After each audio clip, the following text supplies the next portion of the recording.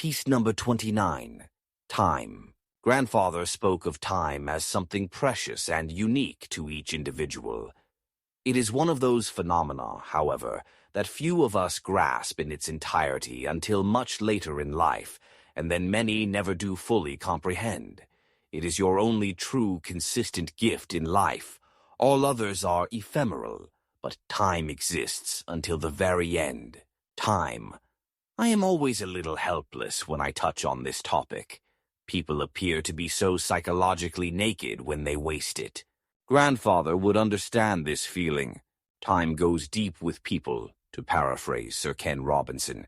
At times, if people boast about their experiences related to an occasion, it almost sounds pornographic. It is as if they have never really understood time and can only adumbrate some nonsensical activity. Their money, their love life, or their job. They pontificate about that incident but have not really uncovered it, not really probed it, nor lived it.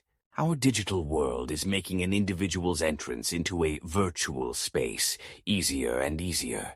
But many times when you open the door, there is nothing there. The virtual world is, well, virtual, not real, emotionless, and blank. In the beginning of the substantial and truthful journey to discover yourself, there is always a moment of pain and suffering. Here you must be honest with your needs and desires, not those needs of your parents, friends, and family. Do I really want to undertake this journey to the self? I must say yes, though I do not want to. I am afraid. Now the detritus of those who refuse to travel the path is in front of you. Could I be that broken, forlorn soul, you ask yourself? If one is honest, it is fear that pushes you forward. Fear that some corrupted and broken being could actually become you. Osho's opinion, one of many. The society, the church, the state, all want everyone to be in a state of constant fear. Fear of the known, fear of the unknown, fear of death, fear of hell, fear of missing heaven, fear of not making your name in the world, fear of just being a nobody. Your inner study, however, takes you on a different path. After some introspection, you realize that you can create the world that you want to inhabit. It is where a person manages fear. You grasp that you have free will and can ultimately decide your future. One must simply welcome the journey. You strap on your mountaineering boots and take your first tepid step. Once you slowly gain your footing, the trek becomes easier. One foot in front of the other, slowly, slowly. A small feeling of strength begins to grow within you. It is like warming your frost-bitten hands in front of a fire. Slowly the feeling comes.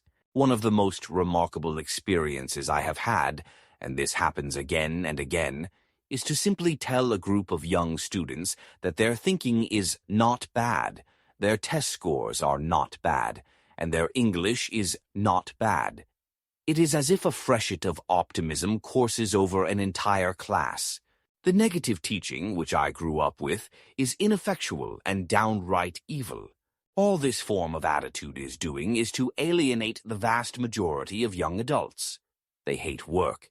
I don't want to be a wage slave, is the popular refrain. Then I ask, all right, just what do you want to do? There is usually no response. I had a somewhat bizarre occurrence recently. I teach at a company that has recently hired several new employees. In my class, thankfully devoid of all senior staff and managers, a young person told me that he doesn't know how long he will stay in this job.